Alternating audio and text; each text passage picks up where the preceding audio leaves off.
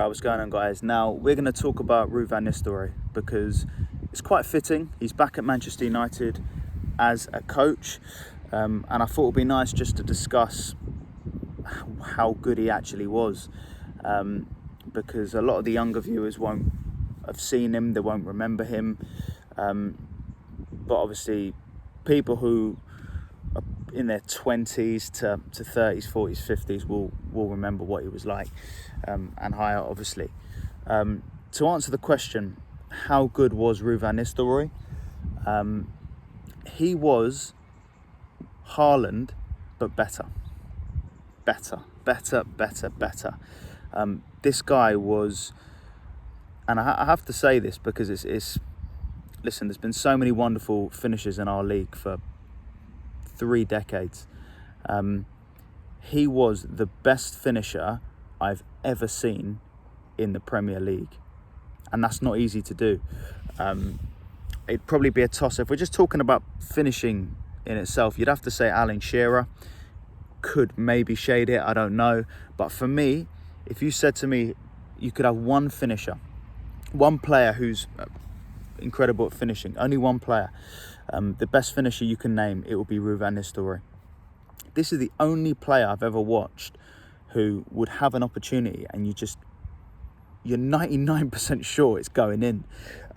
He did miss chances. Listen, people probably pull me up on it and say, no, he did miss, but not much. And I think that's what separates, for me, Haaland from Van Nistelrooy. Even though Haaland's the closest I've seen to Van Nistelrooy, and I think Haaland's world class, wonderful player, but I think Haaland misses chances slightly more than what Van Nistelrooy did. Van Nistelrooy was just, it was ridiculous. The stuff he would do, the finish, the consistency of his finishing.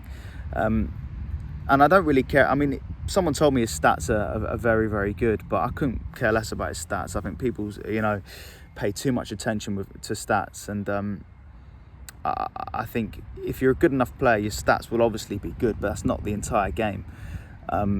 It wasn't just the goals, it was the games he was scoring in. Like, he was a big game player. He would score in big matches, and he proved it when he left United. He won the league again with Real Madrid. Even before Man United, go and watch his PSV goals, and even before then, this guy for around 10 years was just a born goal scorer, and he would rack up 20 to 30 goals a season in them 10 years. He was unbelievable. I think the biggest compliment I can give to Van Nistelrooy, this is what I'm going to say. From when I was growing up, it was around about the 2000-2001 period. And the biggest compliment I can give to Ruud van Nistelrooy is that for about a couple of years, there was actually a conversation of who was better, Van Nistelrooy or Thierry Henry. There was actually a conversation. I think we can all agree now, Henry was twice the player that Van Nistelrooy was. But for a period, this was round about before 2003 here. I think 2003, Henry just went to a different level. He was already brilliant, but he went to a different level. But around about the 2001 to 2002 period, reaching up to 2003, there was actually a conversation, who's better, Henry or Van Nistelrooy? These two were running football.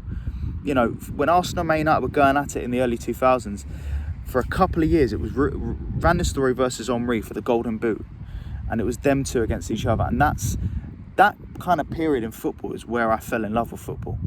It was that period. It was the Van Nistelrooy, and I hated him growing up.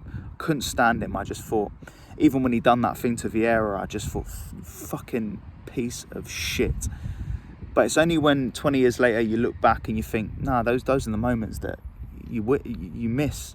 You miss those moments, because that was for me, that Man United and Arsenal rivalry from 97 to 2005, that was the best period in English football. It was the best, and it was the best rivalry ever.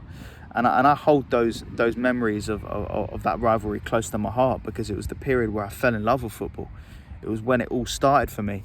And Van Nistelrooy played a big part. And Arsenal and Man United have had a funny little rivalry in that period. If Bergkamp scores his penalty in 99, Man United don't win the treble. And they might not even win any trophies, because that would have derailed their season so much. And it was a Dennis Bergkamp miss in the last minute that allowed them to go on to win the treble. And 4 years later, it was a Van Nistelrooy penalty miss that meant we went unbeaten. And at the time, when Bergkamp missed the penalty, Man United weren't thinking we're going to win the treble. Same with Arsenal. I think it was like 6 or 7 games into the Invincible year. No one, it was even thinking about finishing unbeaten. But if that penalty had gone in, we wouldn't have gone unbeaten. So it's funny. I think a lot of Arsenal and United's success in that period, a lot of it was just written in the stars. Because let me tell you one thing, Van Nistelrooy did not miss penalties lightly. Like this guy, if you could bank on someone scoring a penalty, it'd be Van Nistelrooy. And that penalty in 2003, honestly, 99% of the time that goes in. He never missed. And that was the one time he missed in a big moment, and it helped Arsenal achieve their biggest ever feat in football. But yeah, Van Nistelrooy is a big part of my childhood, and as for the quality, he was unreal. But yeah, I went off on a tangent, but yeah, there was actually a conversation of who was better, Henry and Van Nistelrooy, because they were up against each other. It's only when Henry went up to an unheard of level where that kind of conversation stopped. And for the record, Van Nistelrooy is nowhere near Henry as a player, but there was one point where they were close. And Henry just evolved this game, and Van Nistelrooy was a finisher, he was a goal scorer. Henry was an all-round player where he could score goals, he could assist, he had speed, Henry had everything, but Van Nistelrooy was unbelievable as well. If we're talking about goal scorers, he's still to this day the best finisher I've ever seen in the Premier League. And so to answer the question, he was wonderful. He was a wonderful striker, and Haaland's got a little bit to go if he wants to reach that kind of level. He's on the right track, but I still have not seen enough from Haaland to say he's better than Van Nistelrooy. All the likes of Alan Shearer as well. But yeah, Van Nistelrooy was just unbelievable, world class. He was world class, and he's it pains me that I can't put him in my all-time 11s of the Premier League. It pains me, but I know that he can't get in. He can't, because when you got Henry and the likes of Ronaldo and Rooney, Shearer as well, Van Nistelrooy he finds it I find it very difficult, because I want to put him in so badly, but I know I can't. But yeah, he was so good, and it's only now when he's retired and time goes on, you really appreciate some of your nemesis in football when you're growing up. But there we are. Thought I'd talk about Van Nistelrooy because he's back at United, and I just want to share with you guys just what Van Nistelrooy kind of means to me, because he was a wonderful striker, and doesn't get talked about enough.